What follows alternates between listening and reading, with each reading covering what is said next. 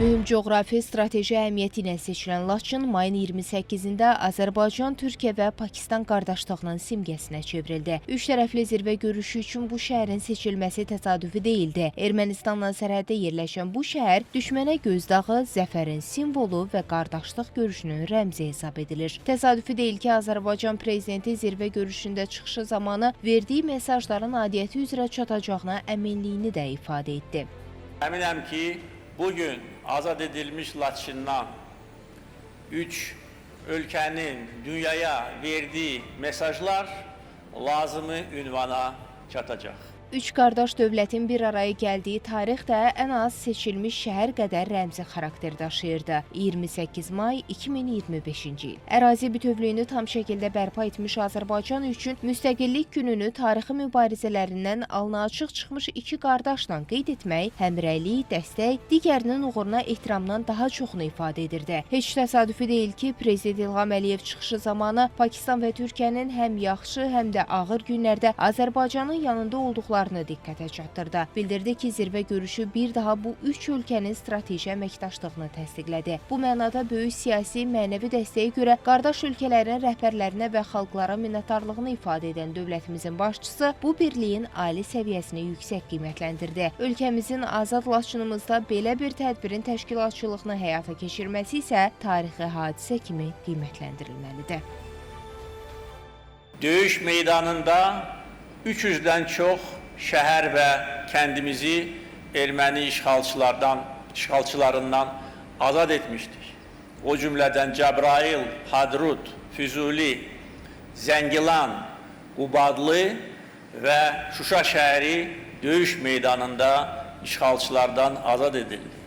2020 yılın noyabrın 8'inde Şuşa zəfərimizdən sonra Ermənistan ordusunda təslimçilik meyilləri daha da arttı ve ondan bir gün sonra noyabrın 9'undan 10'una geçen gece Ermənistan kapitülyasiya aktını, təslim aktını imzalamağa məcbur oldu.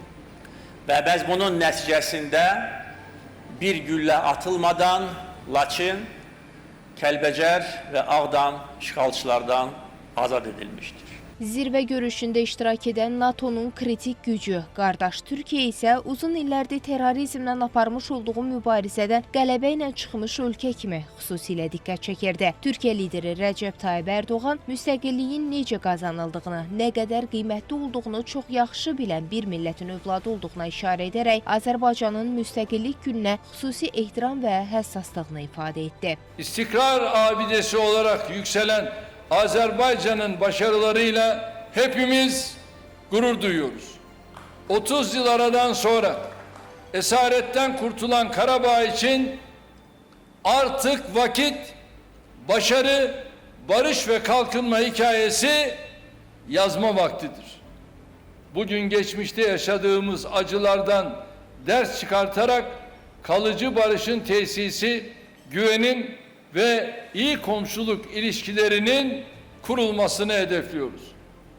Muzaffer Başkomutan Sayın Aliyev'in barışın da mimarı olarak adını tarihe yazdıracağına inanıyoruz.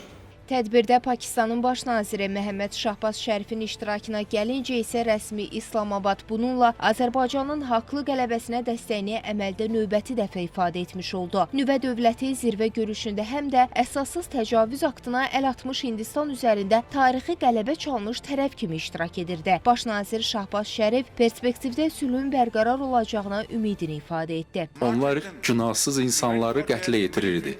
Biz isə onların hərbi infrastrukturunu hədəf aldıq və onlara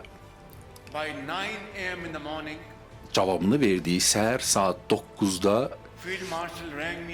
Field Marshal mənə zəng etdi və dedi ki, cənab baş nazir, Hindistan bizə müraciət edib ki, atəşkəs elan edək.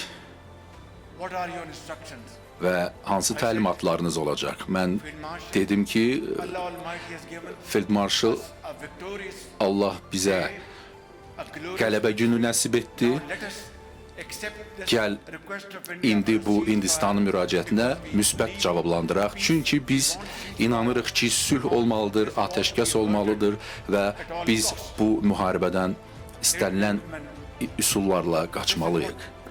Təhlillər göstərir ki, bu açıqlamalar terrorçuluqla mübarizədə səmimi dialoqa açıq olan ölkələr üçün münbit şərait yarada bilər. Bu mənada Laçında baş tutmuş zirvə görüşü liderlərin çağırışları və kritik bəyanatları fonunda tarixi hadisə kimi hələ uzun müddət yaddaşlarda qalacaq. Zeynəb Mirzəyeva, Real.